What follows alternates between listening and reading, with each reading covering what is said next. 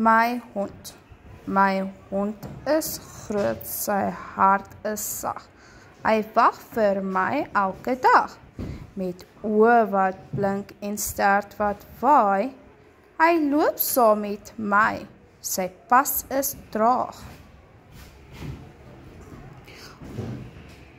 Ons speel in die park, ons hardloop vry. Hy spring op en af, nes ek bly. Met ore gespits, hy luister goed.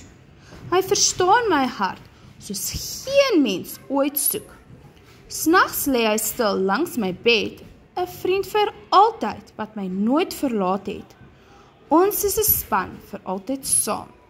My hond, my held, my troue naam. Die son.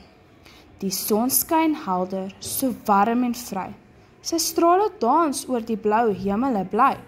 Die gras word groen, die blomme bloei. Onder sy lig is daar vreugde en groei.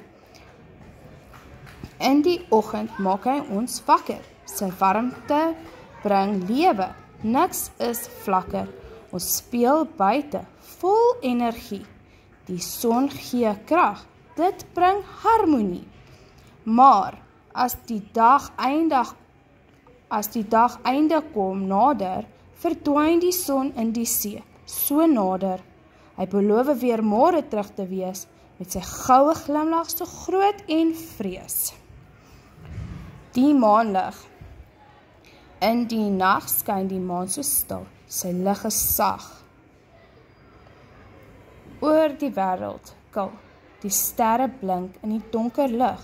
Ons kyk op na bo met 'n stil sig. Die maan wag oor ons, rustig en stil. Sy lig gee kalmte, 'n sagte bril. Ons drome dans so sterre ver, in die nag se slaap, sonder 'n weer. En elke aand kom hy weer op, om oor ons drome sy lig te stroop. Die maan is vriend, vir groot en klein. Sy lig gee hoop in donker pyn.